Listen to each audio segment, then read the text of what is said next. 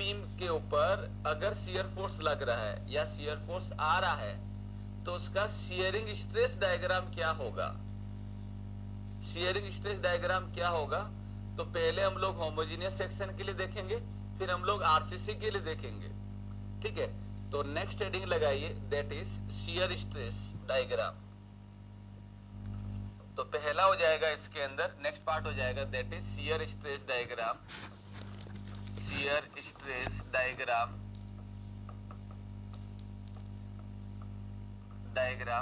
पहला हम लोग जो देख रहे हैं वो हो जाएगा that is for homogeneous section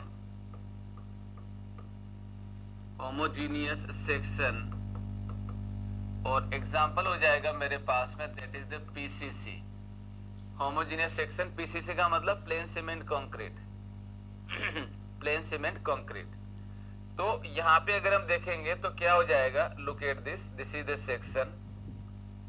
तो पहले समझ लो डायग्राम कैसे क्या होता है और किस तरीके से हम लोग इसका वैल्यू पुट करते हैं। So this is the b and here it is the neutral axis and this is the PCC beam.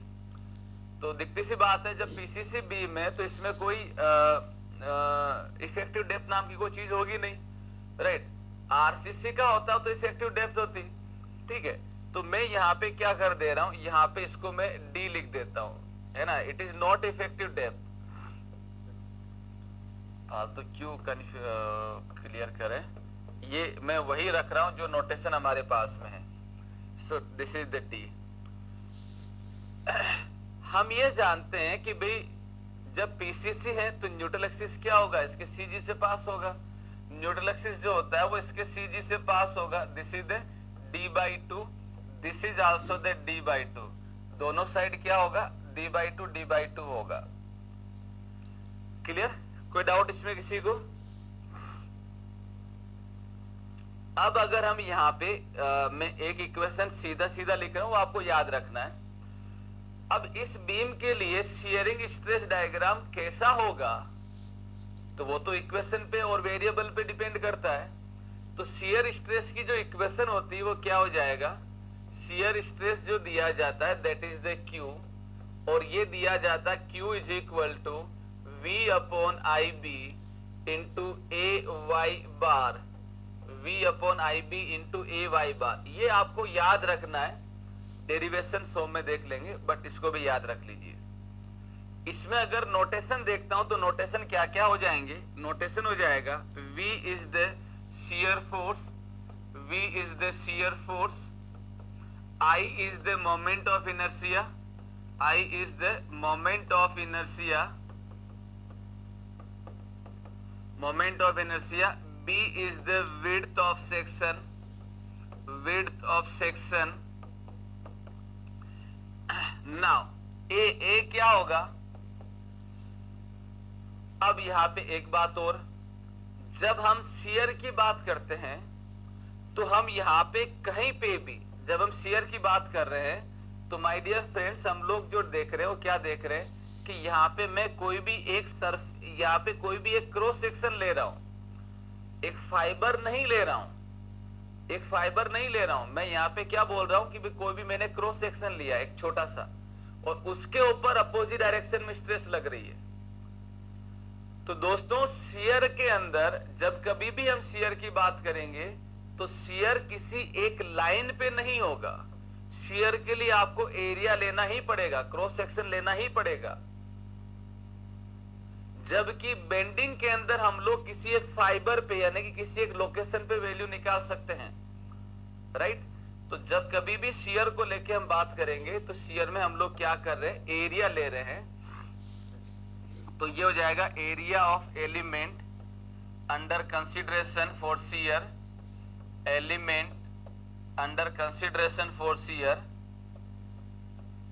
Under consider for shear, consider for shear. तो मान लीजिए मैंने यहां पे जो एरिया लिया है वो एरिया ले लिया मैंने यहां पे, दिस इज द वन, ये मैंने अपनी साइड से एरिया ले लिया। Look at this is the area. तो इसका एरिया कितना होगा, तो दिस इज द बी और ये डेप्थ एरिया हो जाएगा। अगर मैं यहां पे इसकी लोकेशन मान लेता हूं y, न्यूट्रल एक्सिस से मैंने मेजर किया है, गलत बना दिया इसका नोटेशन।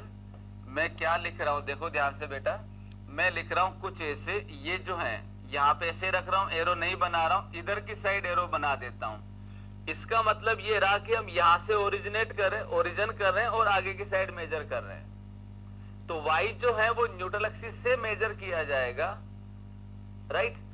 चलिए, तो यहां तक मैं ले आता हूं इसको, मैंने यहां तक ले लिया। अब मुझे बताओ इस वाले ब्लॉक का एरिया कितना होगा, इस वाले ब्लॉक का एरिया कितना होगा जो मैंने ये हाईलाइट कर रखा है, हेचिंग कर रखा है, सॉरी। तो एरिया क्या होगा, रेक्टेंगल दिख रहा है, तो रेक्टेंगल का एरिया क्या होता है, b into D.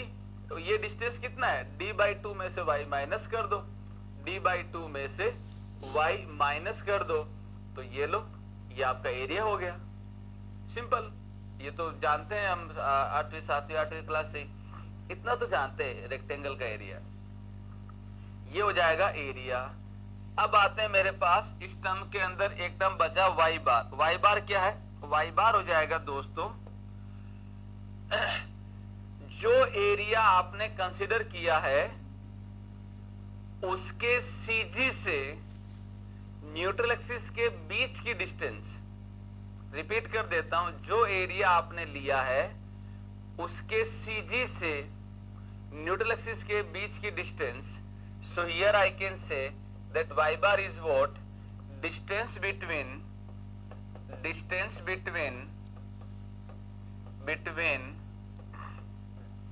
CG of element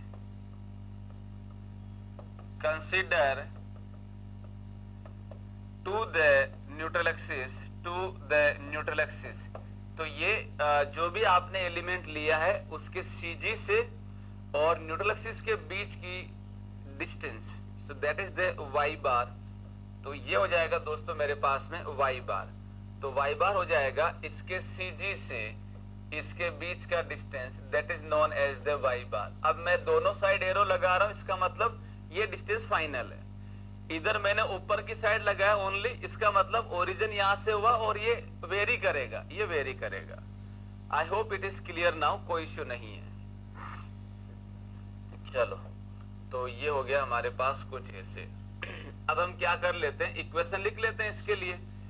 तो माय डियर फ्रेंड्स, इसके लिए इक्वेशन लिखेंगे तो क्या होगा, इसके लिए इक्वेशन लिखेंगे तो क्या हो जाएगा, लुक एट दिस। इक्वेशन है मेरे पास में ये वाले, इसके नोटेशन की जरूरत पड़ेगी। चलो, तो भाई इक्वेशन क्या है मेरे पास, इक्वेशन है that is shear stress Q is equal to V upon IB into AY bar. अब आप लोग आराम से, जैसे आप 8वीं 9वीं में वैल्यू पुट करते थे, यहाँ पुट कर दो। This is the V upon IB, ये तो एज इट इज रहेगा। नाउ एरिया, एरिया किसका, एलिमेंट का। तो एलिमेंट का एरिया कितना होगा, B इंटू दिस डेप्थ। ये कितना हो जाएगा, ये जो डेप्थ है वो कितना हो जाएगा, अगर मैं देखता हूं तो क्या होगा, d/2 में से y माइनस कर देते हैं, तो d/2 माइनस y, ये लो।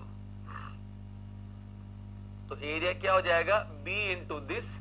तो ये हो जाएगा मेरे पास दोस्तों, that is b into this is हो जाएगा, that is the d/2, that is the d/2 minus y, area हो गया। अब y बार क्या होगा, तो y बार होगा एलिमेंट के CG से। तो दोस्तों मैं ये जानता हूं रेक्टेंगल का CG होता है h/2 पे। अगर ये हाइट h है तो ये h/2 होगा और ये भी h/2 होगा, ये भी h/2 होगा। मुझे डिस्टेंस देखनी है यहां तक और ये मुझे दे रखा है d/2। तो मैं क्या लिखूं दोस्तों, सिंपल सी बात है, इस d/2 में से माइनस कर देता हूं क्या, ये वाला पार्ट। तो भाई मेरे पास ये वाली डिस्टेंस बच जाएगी y बार, हाँ या ना। तो मैं क्या कर दूंगा, इस हाइट का हाफ यहाँ पे माइनस कर दूंगा, तो ये हो जाएगा 1/2।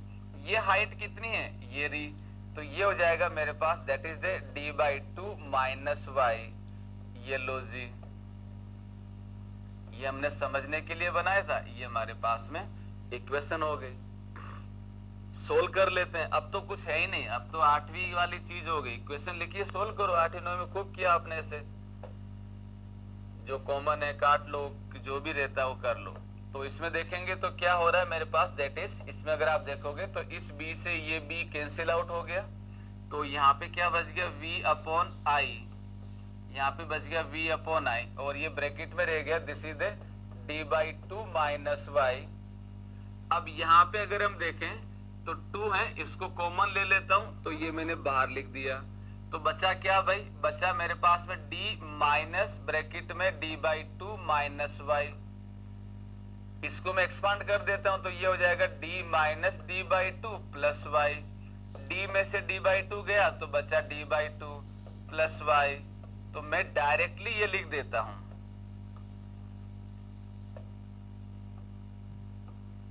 तो यहां से क्या हो जाएगा, that is q is equal to v upon 2i।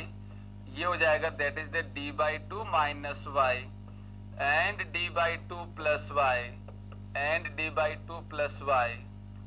Again 9th standard से हम ये जानते हैं a minus b into a plus b जो रहता है, that is algebraic equation a square minus b square. ये हम लोग बेसिक से जानते हैं।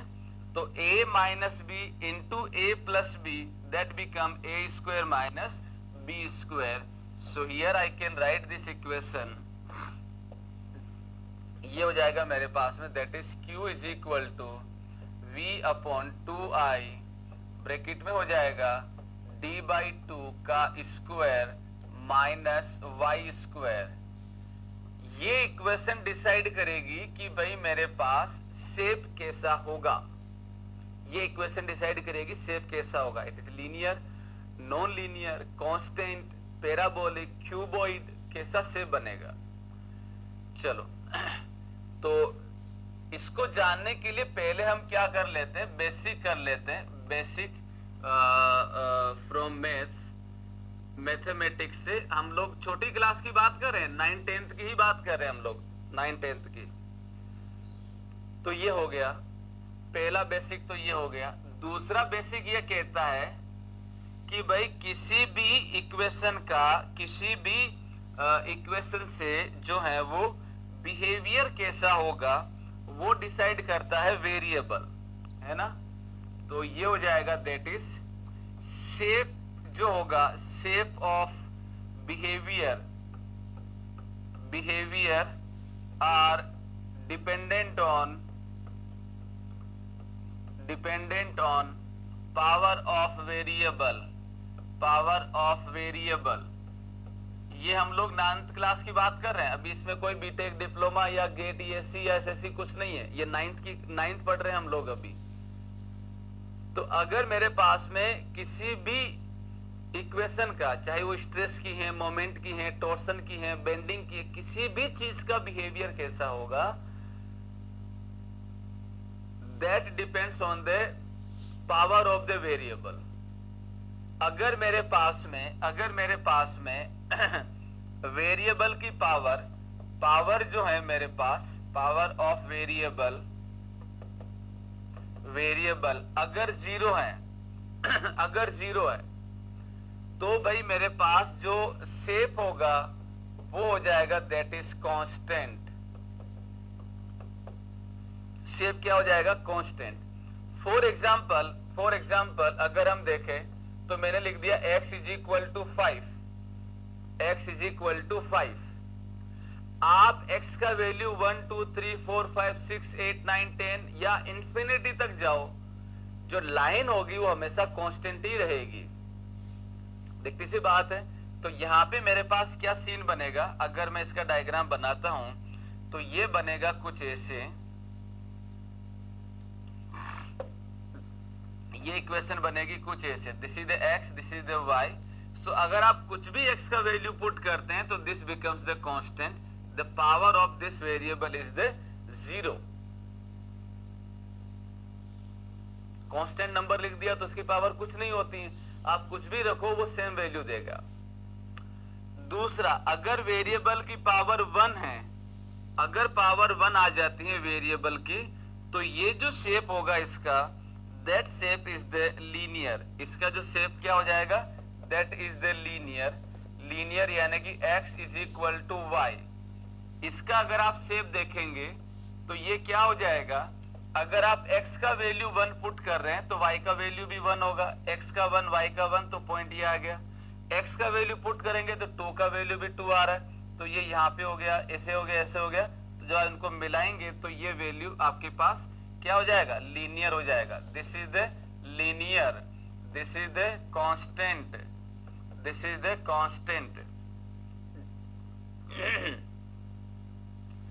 सिमिलरली जो अगर हम देखते हैं तो मेरे पास में क्या होगा, अगर वेरिएबल की पावर 2 है तो शेप जो बनेगा वो बनेगा पैराबोला, वो बनेगा पैराबोला। जैसे x is equal to y square, x is equal to y square, clear है, x is equal to y square. तो जब आप इसके लिए इक्वेशन बनाएंगे तो जैसे जैसे आप x की वैल्यू पुट करते जाएंगे तो ये वैल्यू आपको जो देता जाएगा वो क्या देता जाएगा, ये देता जाएगा इक्वेशन कुछ ऐसे, इसका जो शेप बनेगा दिस इज द वन, और ये हो जाएगा this is the parabola.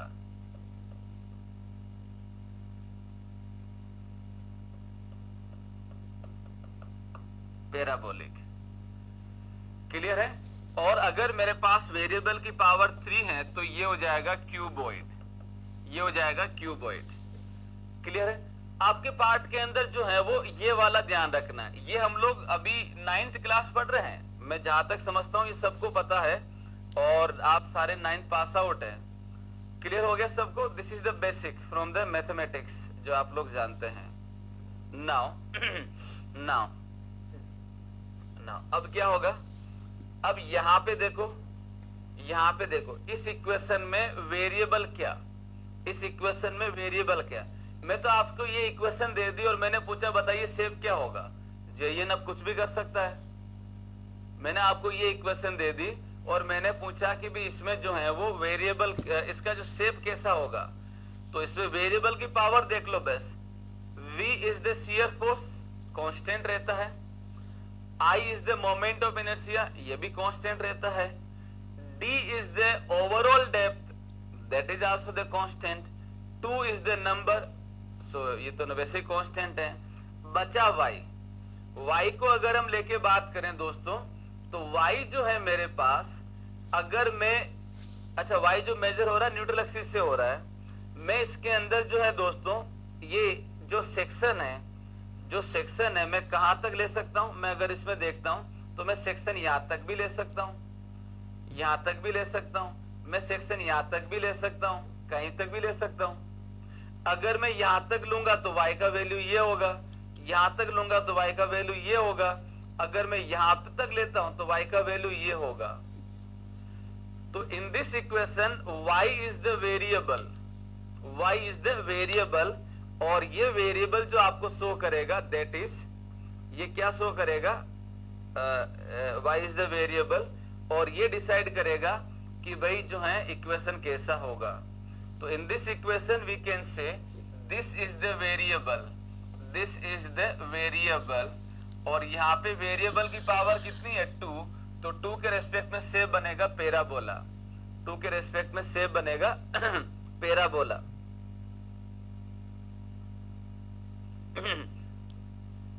Clear, तो 2 के रेस्पेक्ट में शेप बनेगा दैट इज द पैराबोला। ये तो पता लग गया पैराबोला बनेगा।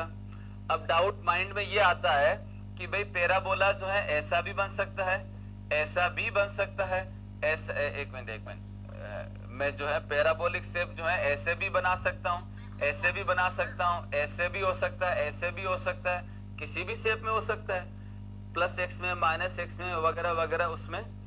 चलिए तो वो भी हम इसमें देख लेते हैं।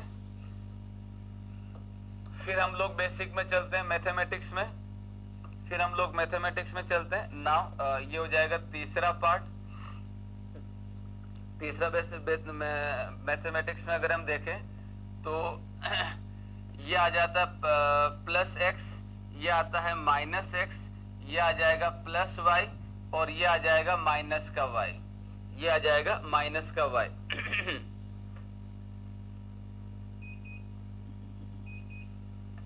ये आ जाएगा माइनस का y। अगर आप किसी भी इक्वेशन में प्लस का वैल्यू पुट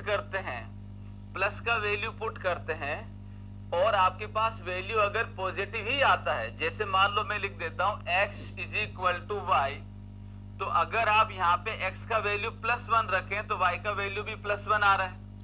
अगर आपने +2 रखा तो y का वैल्यू भी +2 आ रहा है। इसका मतलब हमारे पास में जो इक्वेशन बनेगी वो बनेगी इस क्वाड्रेंट वाली, इसके अंदर। ठीक है, ये इक्वेशन होगी इस क्वाड्रेंट के लिए। अगर मैं लिख देता हूं कि x इज इक्वल टू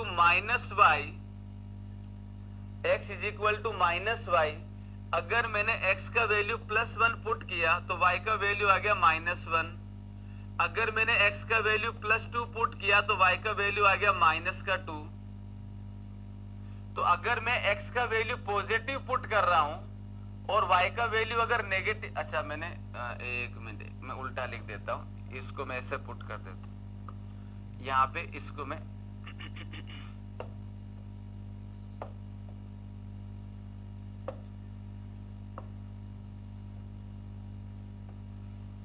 इसको हटा देते हैं। मैं यहाँ पे जो है वो -x कर देता हूं और ये हो जाएगा +y। अगर मैं माइनस का 1 पुट करता हूं तो वैल्यू आ रहा प्लस का 1, माइनस का 2 पुट करता हूं तो ये आ रहा प्लस का 2। तो अगर मैं x का वैल्यू -1 पुट कर रहा हूं, y का वैल्यू +1, ये पुट कर रहा हूं तो ये पुट कर रहा हूं तो ये, तो इक्वेशन बनेगा इधर की साइड। अगर मेरे पास equation -x is equal to -y, अगर मैं x का वैल्यू इसमें -1 पुट करता हूं तो y का वैल्यू माइनस आ रहा है। ये समझने के लिए बेटा जी। तो यहाँ पे इक्वेशन बनेगा कुछ ऐसे, इसमें हो जाएगा x is equal to -y, तो ये हो जाएगा कुछ ऐसे। कहने का मतलब ये है दोस्तों कि अगर आप पॉजिटिव वैल्यू पुट करते हैं और आपको पॉजिटिव ही रेस्पॉन्स मिलता है, आप पॉजिटिव वैल्यू पुट करते हैं और आपको पॉजिटिव रेस्पॉन्स ही मिलता है, तब उस केस में आपके पास जो इक्वेशन बनेगी वो इक्वेशन बनेगी इसमें। आपने वैल्यू पॉजिटिव पुट किया और रेस्पॉन्स जो आया है वो अगर पॉजिटिव आता है तो फर्स्ट क्वाड्रेंट में वैल्यू आएगा। वहीं अगर आप नेगेटिव वैल्यू पुट करते हैं और आपको रेस्पॉन्स भी अगर नेगेटिव मिलता है, तब आपके पास जो वैल्यू आएगा that is in third quadrant. अगर आप जो है यहाँ पे अगर हम देखें, अगर आप नेगेटिव वैल्यू पुट करते हैं and you will get the positive value, then part आएगा that is the second part. अगर आप जो है पॉजिटिव वैल्यू पुट करते हैं और आपको वैल्यू मिलता है नेगेटिव, तब ये आ जाएगा आपके पास फोर्थ क्वाड्रेंट में। ये आप लोग 9th क्लास से जानते हैं और आपने ग्राफ अच्छे से बना रखे हैं, और ये आपकी चॉइस होगी लिखने की या नहीं लिखने की। मैं इसको फोर्स नहीं करूंगा, इधर वाला तो खैर लिखना ही है। चलिए अब इसका शेप कैसा होगा नाउ अब मैं y का जो वैल्यू है वो +y में मेजर कर रहा हूं, तो टॉप के ऊपर y का वैल्यू कितना होगा? टॉप के ऊपर y का वैल्यू हो जाएगा प्लस का d/2 तो टॉप के ऊपर अगर हम देखें तो माय डियर फ्रेंड्स क्या होगा, 8 top y is equal two plus का d/2, तो q का वैल्यू टॉप पे कितना होगा? तो पुट कर देते हैं v/2i इंटू d/2 का स्क्वायर माइनस y का वैल्यू मैं साइन के साथ ही पुट कर देता हूं प्लस का d/2 का स्क्वायर। तो जब आप सोल्व करेंगे तो ये आ जाएगा q top is equal to 0, d/2 का स्क्वायर बिकम्स 0, माइनस है तो ये 0 बन जाएगा। तो मैंने प्लस का वैल्यू पुट किया, प्लस का y पुट किया और मुझे जो x का वैल्यू मिला है वो 0 मिला है, राइट। तो क्या होगा, मैंने वैल्यू क्या शो किया, प्लस का y शो किया, प्लस का y वैल्यू शो किया और मुझे जो वैल्यू मिला है x के ऊपर वो मिला है 0। तो यहाँ पे अगर मैं डायग्राम बनाऊंगा तो क्या शो होगा, ध्यान से देखो, मैंने प्लस का d/2 वैल्यू पुट किया और मुझे x का वैल्यू क्या मिला, 0। तो ये पॉइंट आ जाएगा मेरे पास यहाँ पे, ये पॉइंट आ जाएगा यहाँ पे। अब y का वैल्यू न्यूट्रल एक्सिस पे कैसा होगा, कितना होगा, तो 0 होगा। तो y का वैल्यू न्यूट्रल एक्सिस पे क्या होगा, 0। तो मैं y का वैल्यू न्यूट्रल एक्सिस पे देखूंगा तो क्या हो जाएगा, 8 न्यूट्रल एक्सिस, 8 न्यूट्रल एक्सिस, तो ये हो जाएगा 8 न्यूट्रल एक्सिस, y जो होगा दैट इज क्या हो जाएगा, 0, y 8 न्यूट्रल एक्सिस, और ये हम लोग टॉप पे मेजर कर रहे हैं। तो ये हो जाएगा q neutral axis is equal to v/2i into d/2 का स्क्वायर माइनस 0 का स्क्वायर। सो जब आप इसको सोल्व करेंगे सो ये आ जाएगा that is q neutral axis is equal to v d square upon 2 दूने 4 दूने 8, 8i and this is the positive value. आपने y का वैल्यू 0 पुट किया, आपने y का वैल्यू 0 पुट किया और आपको जो x का वैल्यू मिला है वो पॉजिटिव मिला, मतलब ये इधर की साइड होगा, मतलब ये इधर की साइड होगा, ठीक है। तो इसका जो डायग्राम बनेगा, ये जो वैल्यू क्या हो जाएगा, ये आ जाएगा कुछ ऐसे, लुक एट दिस। तो ये बिहेवियर पैराबोलिक है, ये तो कंफर्म है, और ये आ जाएगा मैक्सिमम यहाँ पे। अब अगर मैं बॉटम पे देखता हूं तो y का वैल्यू, मैं नीचे जा रहा हूं तो माइनस का d/2, माइनस का d/2 बॉटम पे, तो बॉटम पे क्या होगा,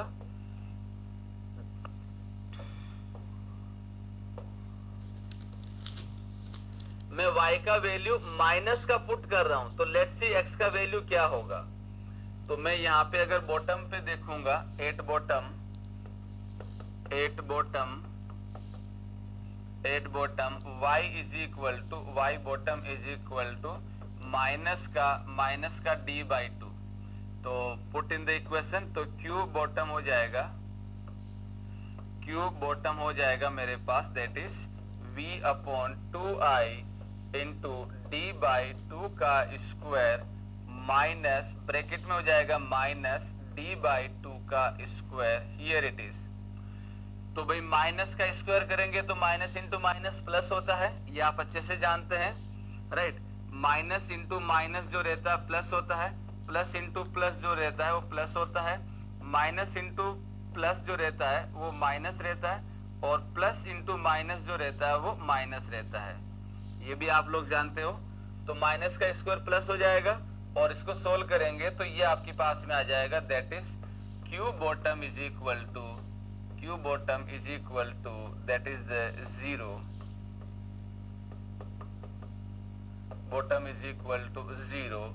so my dear friends I can say कि भाई मेरे पास जो डायग्राम बन रहा है वो डायग्राम बन रहा है कुछ इस तरीके से, इस तरीके से, क्लियर है।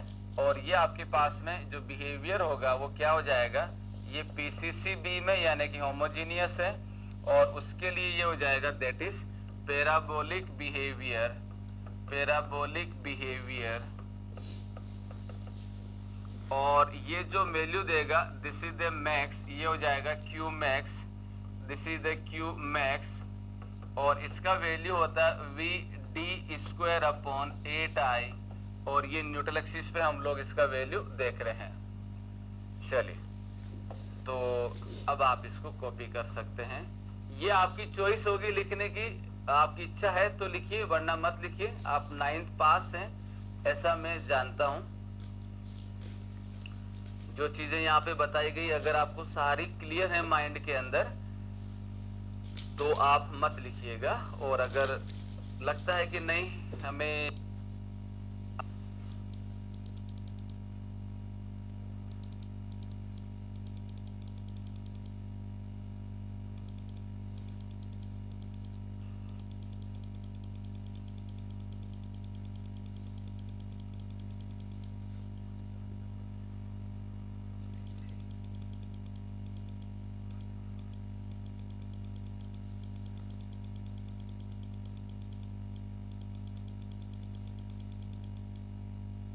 नाइन्थ पास आउट है ऐसा कुछ है नहीं,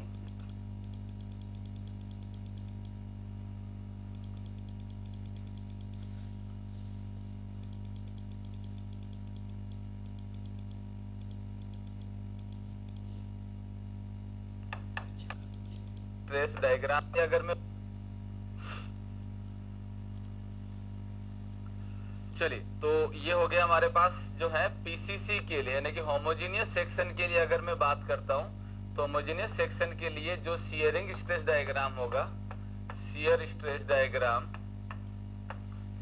स्ट्रेस डायग्राम जो होगा वो क्या होगा, पैराबोलिक होगा और मैक्सिमम होगा न्यूट्रल एक्सिस के ऊपर। The shape of the stress diagram, shear stress diagram for the homogeneous section माने PCC, behaviour is the parabolic and maximum at the neutral axis, इसका वैल्यू न्यूट्रल एक्सिस पे maximum होगा। अब हम बात कर लेते हैं, ये तो हमारे पास पहला था होमोजेनियस यानी कि पीसीसी सेक्शन के लिए।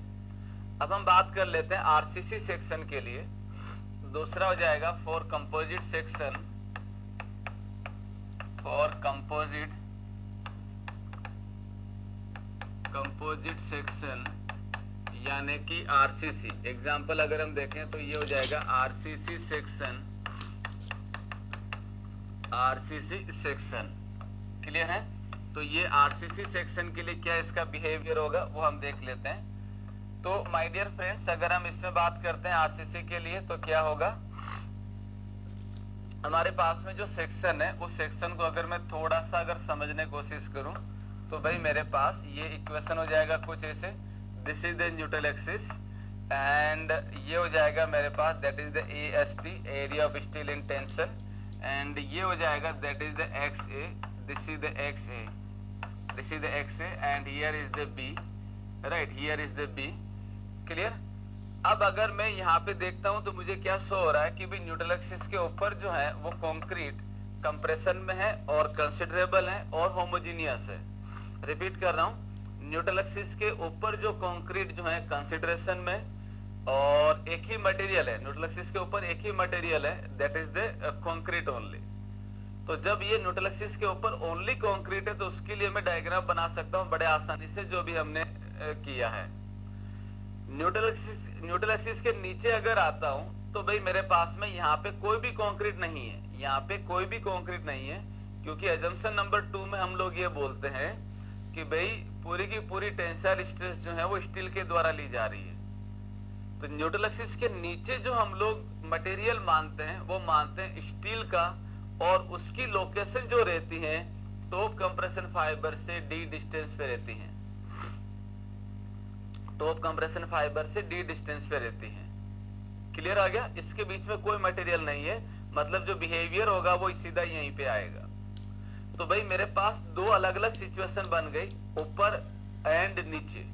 तो मैं यहाँ पे देख लेता हूँ पहला case for above the neutral axis. पहला हो जाएगा इसमें shear stress for above neutral axis. Neutral axis के ऊपर कैसा होगा उसकी हम बात कर रहे हैं। तो न्यूट्रल एक्सिस के ऊपर जो है कंक्रीट है, ओनली कंक्रीट है। तो मैंने क्या किया, यहाँ पे कोई भी एक सेक्शन कट, यहाँ पे कोई भी एक एरिया ले लिया और ये distance we know that this is the Y, और इसके सीजी से जो डिस्टेंस होगा that will be the Y bar, that is the Y bar. तो यहाँ पे जब मैं इक्वेशन लिखूंगा तो इक्वेशन क्या हो जाएगा, इक्वेशन हो जाएगा that is Q is equal to V upon I B into A Y bar. और ये इक्वेशन सोम से आई है, जो मैं ऑलरेडी बोल चुका हूं आपको, डेरिवेशन हम लोग सोम में देख लेंगे, बट ये इक्वेशन आपको याद रखना है। तो that is the Q is equal to V upon I B. ए क्या हो जाएगा, इस एलिमेंट का एरिया। तो ये एलिमेंट का एरिया क्या होगा, B इंटू दिस डेप्थ, और ये डेप्थ कितनी होगी, अगर मैं आपसे पूछता हूँ ये डेप्थ कितना होगा, so this depth is the XA minus Y. तो इसका एरिया हो जाएगा मेरे पास में B into XA minus Y then Y bar. तो पूरी XA में से ये माइनस कर दो तो ये हो जाएगा इस हाइट का हाफ। तो ये हो जाएगा XA में से मैंने हाफ माइनस कर दिया XA माइनस वाई का, this is the one. Same वही है जो हमने पहले लिखा था, बस D/2 की जगह XA आ गया और कुछ नहीं हुआ। तो ये हो जाएगा, इसमें अगर आप देखोगे तो क्या होगा, इसमें B से B कैंसिल आउट हो गया और ये हो जाएगा V अपॉन आई इंटू ये हो जाएगा XA माइनस वाई। अब इसको अगर मैं सोल्व करता हूं तो क्या कहानी बनेगी, दो बाहर ले लेता हूं, तो ये मैंने दो बाहर ले लिया, तो यहाँ पे 1 था तो ये आ जाएगा इधर, this is the 2xa minus xa minus Y, bracket हटाओगे तो क्या होगा, ये माइनस प्लस बन जाएगा, तो ये हो जाएगा प्लस 2xa में से एक गया तो बचा 1xa, यानी कि ये बन जाएगा xa प्लस वाई। तो मैं यहाँ पे सीधा वैल्यू लिख देता हूँ, यहाँ पे मैं सीधा वैल्यू लिख देता हूँ, दैट इज व्हाट, ये हो जाएगा that is xa plus y, ये हो जाएगा xa प्लस वाई। सो यहाँ से q का वैल्यू हो जाएगा that is the v upon 2i into xa square minus y square, xa square minus y square, and in this equation we can say that this is the variable, y is the variable। तो variable का power कैसा है, that is the 2। from the basic of the maths we can say the behavior becomes the parabolic for this equation। तो Newton axis के ऊपर जो होगा वो क्या होगा, पैराबोलिक बिहेवियर देगा। अब मैं अगर टॉप की बात करता हूं, 8 टॉप, तो क्यू 8 टॉप, तो y का वैल्यू टॉप पे कितना होगा, तो y का वैल्यू टॉप पे क्या होगा, ये हम लोग न्यूट्रल एक्सिस से मेजर कर रहे हैं। तो भाई अगर मैं पूछता हूं कि इस y का वैल्यू यहाँ पे अगर मैं लेता हूं तो कितना होगा, तो भाई y का वैल्यू टॉप पे कितना होगा, इसके बराबर xa के बराबर। जैसे पहले d/2 हो रहा था तो यहाँ पे क्या हो जाएगा, xa हो जाएगा, सिंपल सी बात है। तो ये हो जाएगा मेरे पास दैट इज व्हाट, ये हो जाएगा दैट इज द प्लस का xa, पुट करेंगे इसमें तो q neutral sorry above q top हो जाएगा मेरे पास that is v upon 2i into xa square minus xa square. So यहाँ से हम लोग ये बोल सकते हैं q top becomes 0, q top become 0। And अगर मैं y का वैल्यू न्यूट्रल एक्सिस पे देखता हूँ, 8 न्यूट्रल एक्सिस, तो y न्यूट्रल एक्सिस का जो वैल्यू हो जाएगा दैट इज द 0, पुट करेंगे इस इक्वेशन में तो q neutral axis is equal to v upon 2i into xa square minus 0 का square. So this equation becomes v upon 2i into xa square, here it is. तो neutral axis पे maximum value होगा v xa स्क्वायर upon 2i, top पे होगा 0 and behaviour होगा parabolic, note करिए। So पहला ये हमारे पास अबव द न्यूट्रल एक्सिस के लिए, इसमें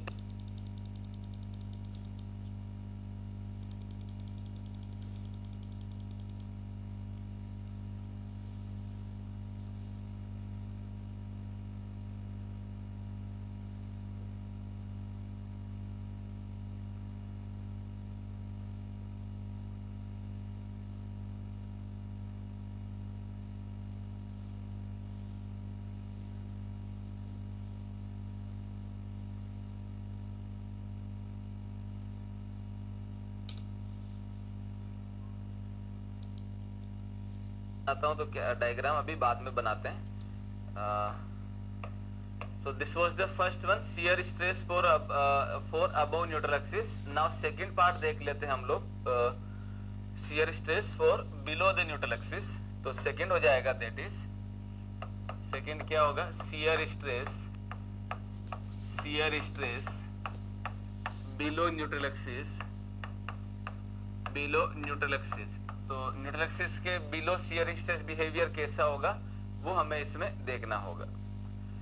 तो माय डियर फ्रेंड्स, अगर मैं बात करता हूं, देखिए अब क्या होगा, सपोज करिए ये हमारे पास में कोई भी एक सेक्शन है, this is the beam section, here it is the beam section, और इस बीम सेक्शन में अगर हम देखें तो this is the neutral axis, और अगर मैं इसके लिए बेंडिंग मोमेंट डायग्राम बनाता हूं, तो बेंडिंग मोमेंट डायग्राम बनाता हूं तो क्या होगा, बेंडिंग मोमेंट डायग्राम बनाया जाएगा कुछ ऐसे, लुक एट दिस, ऐसा कुछ होगा।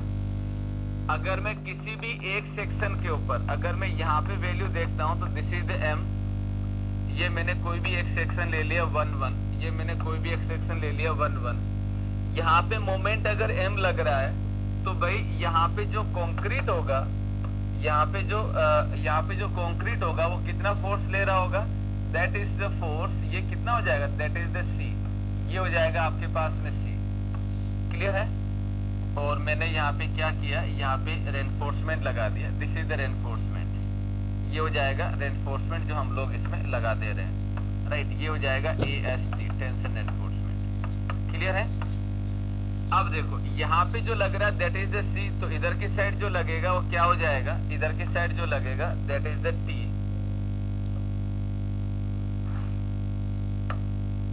यहाँ की साइड जो लगेगा दैट इज द T, ये हो जाएगा T और ये हो जाएगा C। इन दोनों के बीच में जो डिस्टेंस होती है that is the called lever arm, that is called JD। अब JD से आप समझ सकते हैं J is the lever arm coefficient, जिसका वैल्यू हम लोग अच्छे से जानते हैं, है ना। एंड ये यहाँ पे C हो जाएगा, ये T हो जाएगा इस मोमेंट के रेस्पेक्ट में, यानी कि ये मोमेंट लग रहा है M यहाँ पे, ये मोमेंट लग रहा है M यहाँ पे। अब हम यहाँ पे कोई एक दूसरा सेक्शन लेते हैं, सपोज करिए मैंने यहाँ पे एक दूसरा सेक्शन ले लिया, लुक एट दिस, यहाँ पे एक मैंने दूसरा सेक्शन ले लिया, that is at the D distance, at the DX distance. मैंने यहाँ से DX डिस्टेंस पे एक कोई दूसरा सेक्शन ले लिया, दिस इज द 2-2 सेक्शन, और यहाँ पे मोमेंट ऑब्वियसली बात है ज्यादा लग रहा है, this is the M plus DM। तो माय डियर फ्रेंड्स, जब मैं यहाँ पे फोर्स की बात करूंगा तो यहाँ पे कंप्रेशन में क्या होगा, कंप्रेशन में जो है फोर्स ज्यादा लगेगा, भाई मोमेंट ज्यादा तो फोर्स ज्यादा, तो ये हमने लिख दिया C प्लस DC। और यहाँ पे टेंसाइल फोर्स हो जाएगा, that is also the more than T plus DT। इन दोनों के बीच में जो डिस्टेंस हो जाएगा that is called JD, lever arm जो होगा वो JD ही होगा। यहाँ पे जो मोमेंट लग रहा है वो हो जाएगा M plus DM, M plus DM, right. तो ये बेंडिंग की वजह से यहाँ पे जो शियर हो रहा है उसकी हम बात कर रहे हैं। तो माय डियर फ्रेंड्स, यहाँ पे अगर हम देखें तो न्यूट्रल एक्सिस के ऊपर बिहेवियर कैसा होगा वो अभी भी हम लोग सारा देख चुके हैं, जो कि पैराबोलिक होता है लास्ट डेरिवेशन में, ये वाले में, इस वाले के अंदर हमारा कंसंट्रेशन जो है वो है नीचे वाले पार्ट में कि भाई यहाँ पे क्या होगा, यहाँ पे क्या होगा। तो मैं ये देख सकता हूं कि अगर मैं किसी भी एक बार के ऊपर, ये एक बार है आपके पास, इधर की साइड मान लो 5 यूनिट का फोर्स लग रहा है और इधर की साइड मान लो 7 यूनिट का फोर्स लग रहा है, 7 यूनिट का फोर्स लग रहा है। आप तो मुझे ये बताओ क्या ये स्टेबल होगी क्या, मतलब इक्विलिब्रियम इक्वेशन को सेटिस्फाई कर रही है क्या। एक बार है, इधर मैंने 5 लगाया, इधर मैंने 7 लगाया, क्या ये अपनी जगह स्टेबल है क्या, से यस और नो, यस और नो।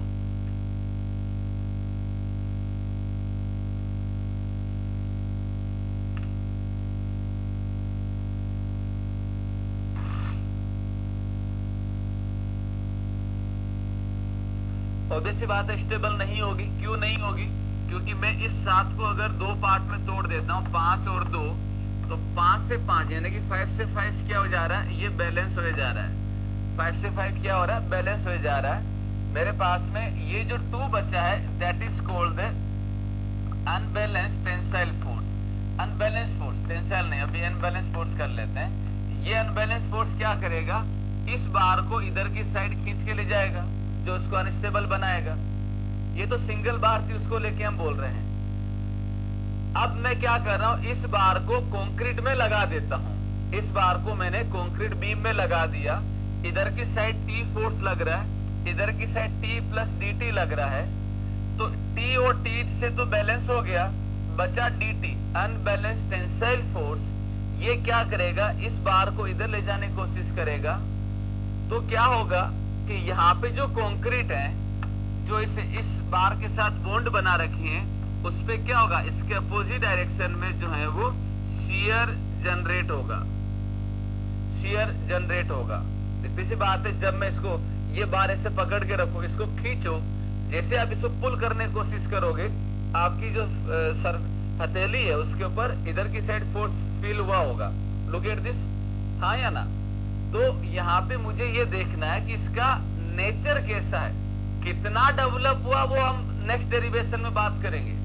अभी हम बात कर रहे हैं कि भाई कैसा नेचर है, रेक्टेंगल है, बिहेवियर है, रेक्टेंगल है, सॉरी कांस्टेंट है, लीनियर है, पैराबोलिक है, कैसा बिहेवियर है, बिहेवियर मेजर कर रहे हैं। वैल्यू कितना होगा, डेवलप कितना हुआ, वो हम आगे बात करेंगे, तो यहाँ पे मैं ये बोल सकता हूँ कि मैं यहाँ पे इसका नेचर देखना चाहता हूँ। तो माइंड में एक चीज तो क्लियर हो गई पक्की सी कि भाई ये Q किसकी वजह से आया, इस dt की वजह से। तो पहला मेरा टास्क होगा dt का वैल्यू निकालना। पहला जो मेरा टास्क हो जाएगा वो क्या हो जाएगा, इस dt का वैल्यू निकालना, इस dt का वैल्यू निकालना। तो चलो dt के वैल्यू की बात कर लेते हैं। तो सेक्शन 1.1 पे अगर मैं देखता हूं तो क्या होगा, सेक्शन 1.1 पे, सेक्शन 1.1 पे अगर मैं देखता हूं तो क्या होगा, दैट इज इक्वेशन क्या लिख देते हैं हम लोग, m is equal to t into JD, this is the equation 1। Section 2.2 पे अगर मैं बात करता हूं तो ये हो जाएगा m plus d m is equal to d plus d t j into d, this is the equation number 2। मेरा मकसद है dt का वैल्यू निकालना, दिस वन। तो ये हो जाएगा equation 2 minus equation 1, equation 2 minus equation 1, तो ये हो जाएगा m plus d m minus m is equal to t plus d t j into d minus t into j d minus t into j d. So here I can say that is d m is equal to, m से m cancel out हो जाएगा और ये हो जाएगा मेरे पास D t जे D, T into j D से टी इंटू जे डी जो है कैंसिल आउट हो जाएगा, बचा दिस वन ओनली। तो अनबैलेंस्ड टेंसाइल फोर्स जो होगा, अनबैलेंस्ड टेंसाइल फोर्स जो होगा, टेंसाइल फोर्स हो जाएगा that is the d t, और ये दिया जाएगा d m by j d, ये दिया जाएगा d m by j d. This is the unbalanced tensile force, this is the unbalanced tensile force. और ये अनबैलेंस्ड टेंसाइल फोर्स जो होगा यही यहाँ पे क्या करेगा, यही यहाँ पे जो है वो शियर का वैल्यू देगा, यही यहाँ पे क्या देगा, that will give you the shear value.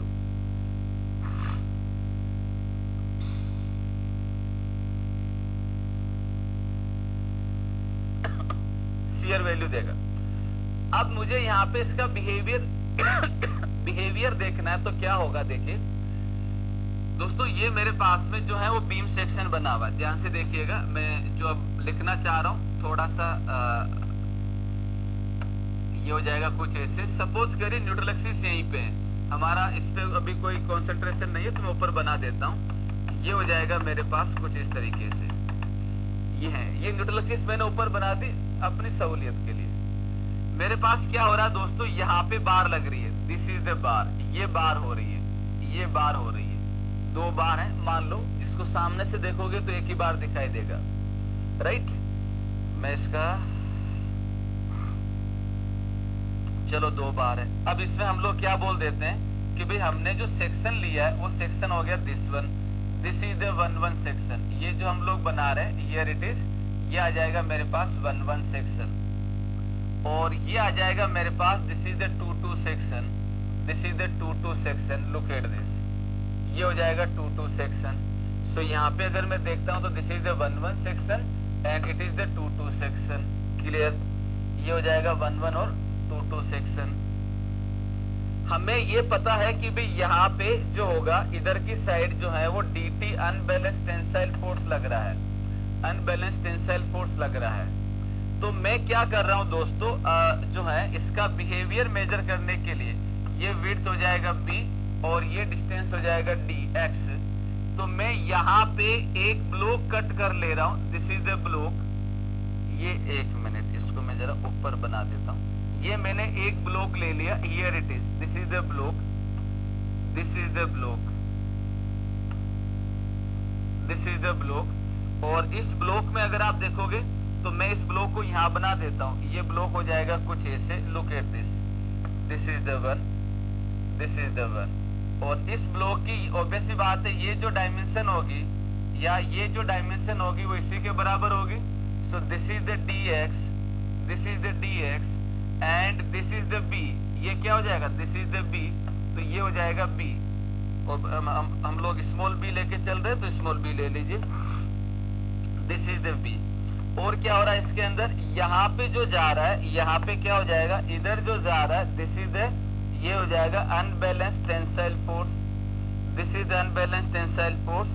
और इस अनबैलेंस्ड टेंसाइल फोर्स की वजह से यहाँ पे क्या जनरेट हुआ, यहाँ पे जनरेट हुआ शियर, यहाँ पे जनरेट हुआ shear. So my aim is to know the behaviour of the shear. Value कितना होगा I do not want to know. तो बिहेवियर के लिए हम क्या करते हैं कि भाई ये मेरे पास हो जाएगा स्ट्रेस एंड दिस एरिया, तो this is the resisting force, this is the resisting force. ये अनबैलेंस्ड टेंसाइल फोर्स लग रहा है जिसको रेजिस्ट कर रहा है Q into d x into b, right. So the resisting force will be, तो ये अनबैलेंस्ड टेंसाइल फोर्स जो होगा इसको रेजिस्ट किया जाएगा, तो यहाँ पे हो जाएगा this is the resisting force. Resisting force क्या हो जाएगा, दैट इज, ये हो जाएगा मेरे पास Q stress into area B into d x. This is the equation number 2। जितना ज्यादा फोर्स लगेगा उतना ज्यादा रेजिस्ट होगा, जितना कम फोर्स लगेगा उतना कम रेजिस्ट होगा। तो बेसिकली हम लोग ये बोल सकते हैं कि ये दोनों आपस में बराबर हैं, राइट। इक्वेटिंग इक्वेशन 1 एंड 2 दोनों को हम बराबर कर देते हैं, तो क्या हो जाएगा, दिस इज द, ये हो जाएगा that is dt is equal to Q into B into d x. dt को मैं लिख सकता हूँ dm by ZD is equal to Q into B into d x. So my dear, मेरा m क्या, शियर का बिहेवियर मेजर करना। So that Q is equal to, इसको ये रखता हूँ बाकी इधर भेज देता हूँ, तो ये हो जाएगा dm by D x into B into ZD। और मैं ये जानता हूँ कि अगर मैं मोमेंट का डेरिवेशन करता हूँ, यानी कि dm बाई dx अगर मैं लिखता हूँ, तो that become the shear force, right. तो ये हो जाएगा that is Q is equal to V upon B into ZD, B into ZD, B into ZD। Clear है। So this is the shearing stress behaviour below the neutral axis. अब इसका behaviour linear होगा, constant होगा, parabolic होगा, cuboid होगा, वो तो variable की पावर पे डिपेंड करता है। तो लुक एट द वेरिएबल, तो इसमें अगर मैं देखता हूं तो V is the constant, shearing force constant होता है, B is the dimension constant, D is the dimension, it is the constant, and J is the lever arm coefficient, it is also the constant. तो this equation becomes Q is equal to constant, means the diagram becomes the constant. तो shearing stress behavior in RCC beam above the neutral axis is parabolic, below the neutral axis is constant up to the depth of effective depth. पूरी depth तक नहीं है, effective depth तक ही है। Look at this, ठीक है ना। तो यहाँ पे अगर मैं बनाता हूं तो क्या होगा, आरसीसी के लिए अगर मैं यहाँ पे नोट 1 करके लिखेंगे, नोट 1 एंड 2 करके लिखेंगे, है ना। और फिर इसका फाइनल डायग्राम बनाएंगे, तो फाइनल डायग्राम क्या हो जाएगा, यहाँ पे हो जाएगा steel and it is the neutral axis. The behaviour of this is, मैं क्लियरली बना रहा हूँ डायग्राम, ये होगा सीजीओ टेंशन एनफोर्समेंट तक। ऊपर की साइड होगा this is the parabolic and नीचे की साइड हो जाएगा this is the constant, this is the constant. तो ये हो जाएगा पैराबोलिक, ये हो जाएगा पैराबोलिक और ये हो जाएगा कांस्टेंट, ये हो जाएगा दोस्तों मेरे पास में कांस्टेंट। और ये आरसीसी कंपोजिट सेक्शन है। Look at this, this is what, this is the RCC यानी कि कंपोजिट सेक्शन, और ये हो जाएगा शियर स्ट्रेस डायग्राम। ठीक है, चलिए। तो अब ये बिलो द न्यूट्रल एक्सिस की कहानी लिख लीजिए। ये नहीं बनाना है आपको, इसकी जरूरत नहीं है। आप ओनली ये वाला लिख लीजिए, ये ओनली आपको समझाने के लिए, नोट करिए।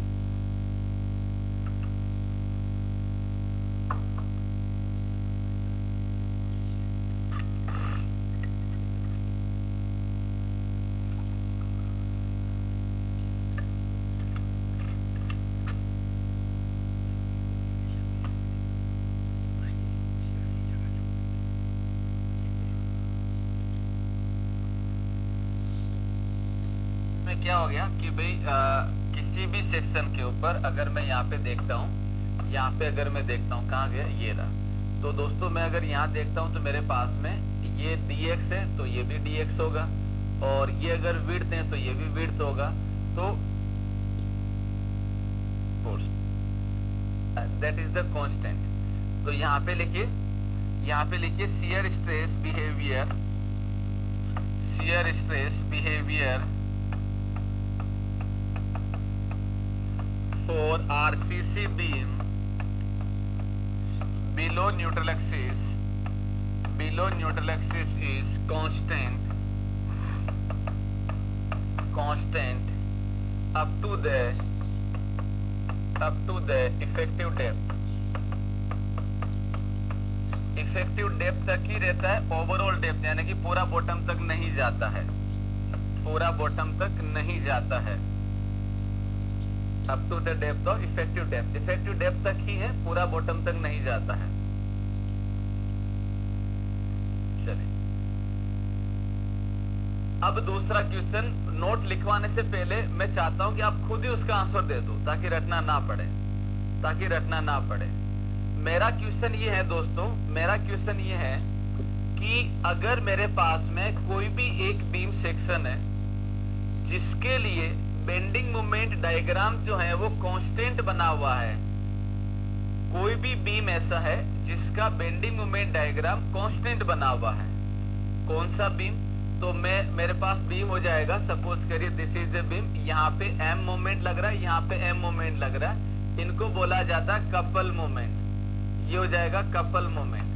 तो अगर कोई भी बीम कपल मोमेंट से सब्जेक्टेड है तो बेंडिंग मोमेंट डायग्राम जो बनेगा वो कांस्टेंट बनेगा।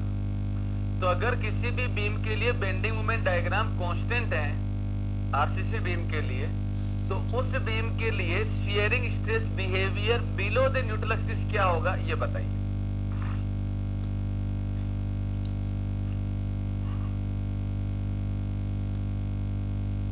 क्लियर हो गया सबको? अगेन मैं रिपीट कर देता हूं, if a beam having the constant bending moment diagram, किसका बना? कोई भी बीम जिसके ऊपर कपल मोमेंट लग रहे हैं दोनों एंड के ऊपर, उसका बेंडिंग मोमेंट डायग्राम कांस्टेंट होता है। तो if any beam subjected to if any beam having the constant bending moment diagram, then what is the behavior of shearing stress below the neutral axis for this RCC beam? क्या होगा बताइए।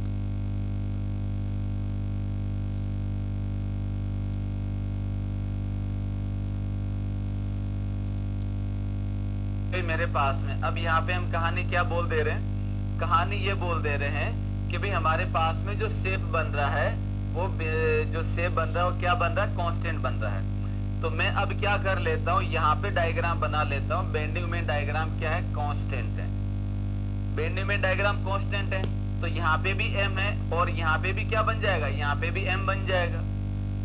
तो जब यहाँ पे m है तो C और T होगा, यहाँ पे भी m है तो यहाँ पे भी क्या होगा, यहाँ पे भी C और T होगा, यहाँ पे भी C और T होगा।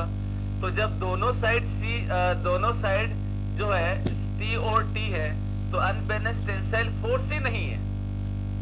भाई ये जो सारी कहानी हो रही थी वो किसकी वजह से हो रही थी, इसी अनबैलेंस टेंसाइल फोर्स की वजह से हो रही थी। तो जब दोनों साइड मोमेंट बराबर हैं तो unbalance tensile force is zero, तो अनबैलेंस टेंसाइल फोर्स जीरो तो शियर बनेगा ही नहीं, क्योंकि शियर कर कौन रहा था, शियर कर रहा था यही वाला, तो शियर इंड्यूस कर रहा था। When this is zero, in that case we can say there is no shearing stress, यानी कि the value will be the zero, the value will be zero। ये एग्जाम में क्वेश्चन आ रखा है, तो नोट टू करके लिखिए, नोट टू करके लिखिए। if moment is constant in a beam, 1 2 3 4 5 6 7 8, मतलब जितने बच्चे हैं उसके 2-3% भी आंसर नहीं दे रहे, छोड़ो। If a beam is constant in the beam, if a bending moment is constant in the beam,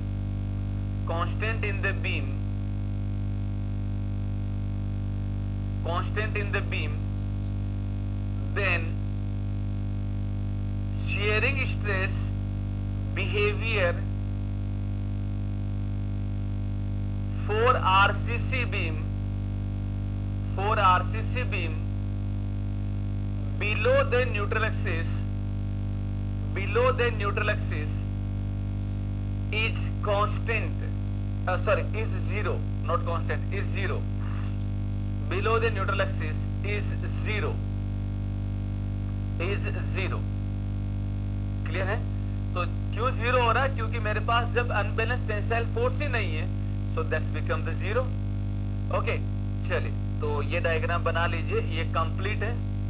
above the neutral axis, ये न्यूट्रल एक्सिस है, अबव द न्यूट्रल एक्सिस क्या होगा? पैराबोलिक होगा, below the neutral axis constant होगा। तो parabolic above neutral axis and ये हो जाएगा constant below neutral axis, constant below neutral axis. Note it down.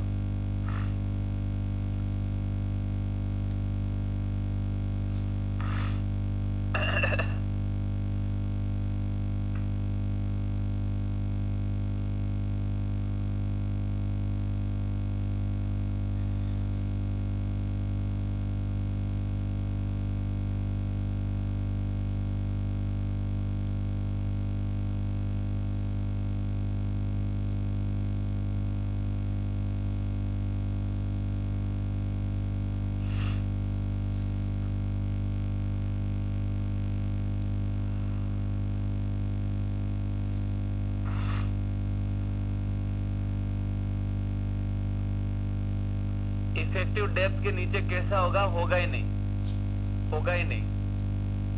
संकेत, इफेक्टिव डेप्थ के नीचे जो है डायग्राम होगा ही नहीं। कारण क्यों नहीं होगा?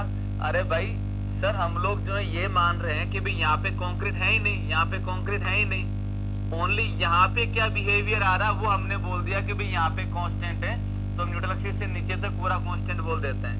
तो नीचे कोई मटेरियल ही नहीं है, ओनली इसी जगह बता रहे हैं, तो ये हमने शो कर दिया। That's one.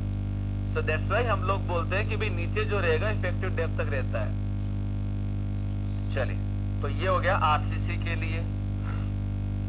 के लिए, राइट। अब यहाँ पे एक पार्ट और देख लेते हैं, 5 मिनट का है, उसके बाद में हम ब्रेक ले लेंगे। हमारे पास में पीसीसी के लिए बिहेवियर आ गया, आरसीसी के लिए बिहेवियर आ गया, लेकिन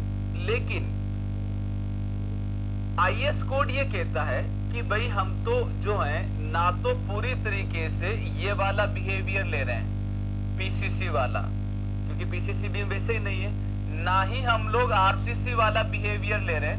आरसीसी में अगर मैं देखता हूं तो above the neutral axis this value is the Q is equal to VXA square upon 2I and below the neutral axis this value is the constant, and here this value is Q is equal to V upon B into ZD। तो neutral axis के ऊपर अगर मैं देखता हूं ना, तो मेरे पास में अलग अलग बिहेवियर दे रहा है, ऊपर अलग हो रहा है, नीचे अलग हो रहा है, राइट। तो आईएस कोड ये कहता है कि इतना कॉम्प्लिकेटेड बिहेवियर हम लोग नॉर्मल कैलकुलेशन के लिए, एनालिसिस के लिए हम लोग यूज नहीं करेंगे। Will take the average of both this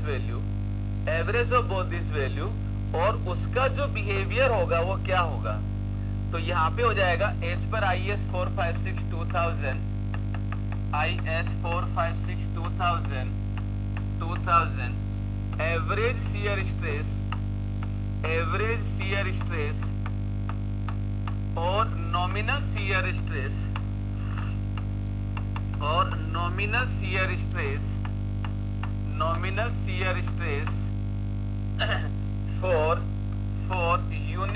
section, for uniform section, और यूनिफॉर्म सेक्शन हो जाएगा मेरे पास दैट इज, ये हो जाएगा रेक्टेंगुलर, ये हो जाएगा रेक्टेंगुलर, है ना, या स्क्वायर बीम, या स्क्वायर बीम, ईटीसी, ठीक है। तो इसके लिए अगर हम देखते हैं तो भाई ये दिया जाएगा Q is equal to, this Q is the nominal और एवरेज शियर स्ट्रेस, और ये दिया जाएगा V upon B into ZD, और ये पूरे सेक्शन के लिए है, पूरे सेक्शन के लिए है। मीन्स हम लोग जो बात कर रहे हैं वो क्या हो जाएगा, हमारे पास ये जो वैल्यू होगा, यहाँ पे पैराबोलिक है, यहाँ पे अलग है, तो हम लोग ये कॉम्प्लिकेटेड बिहेवियर ना देख के हम लोग ये बोलते हैं कि हम यहाँ पे एवरेज वैल्यू ले लेते हैं, दिस इज द वन, और इसको लेके हम लोग जो है वो बात कर रहे हैं।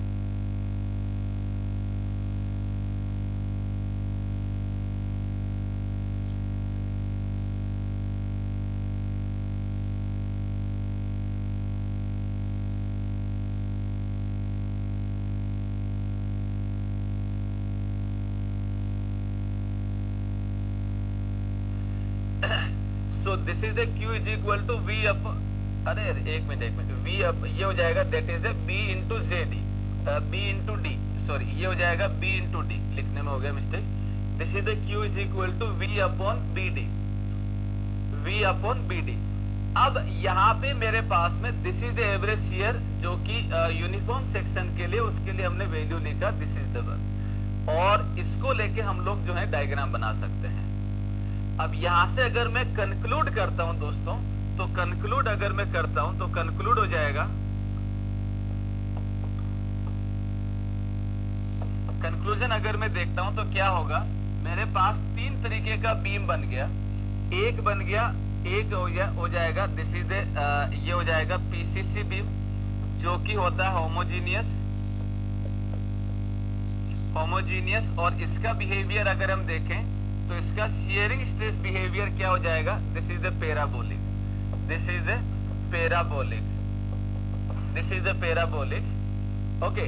और अगर मैं आरसीसी बीम देखता हूं, here is the RCC beam, और इस आरसीसी बीम के लिए अगर मैं यहाँ पे जो बिहेवियर बनाता हूं, वो बिहेवियर क्या बनेगा, वो बिहेवियर होगा above the neutral axis parabolic and below the neutral axis it is the constant. तो ये हो जाएगा दिस इज द पैराबोलिक, ये हो जाएगा पैराबोलिक, और ये हो जाएगा constant, this is the constant. तीसरा मैं बनाता हूं, व्हाट इज दैट, तीसरा क्या हो जाएगा,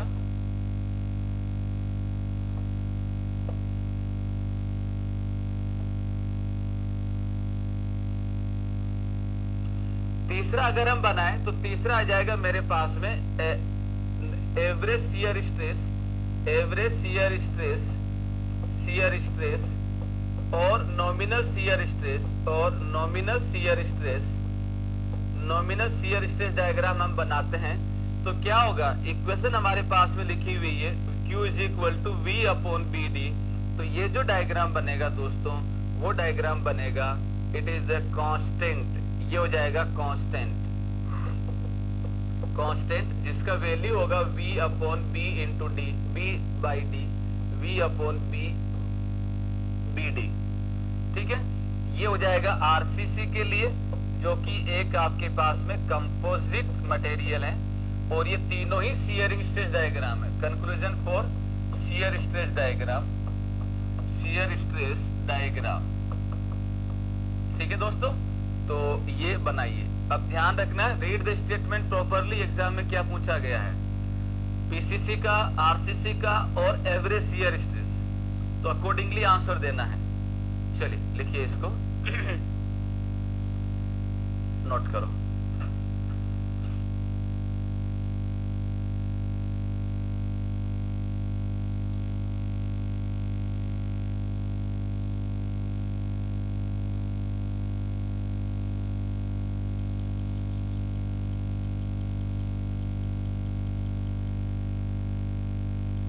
ये बीम सेक्शन जो है वो अंडर एनफोर्स है। चलिए तो नोट 2 एक बार डिटेक्ट करवा दीजिए। नोट 2 में हमने क्या लिखा था, नोट 2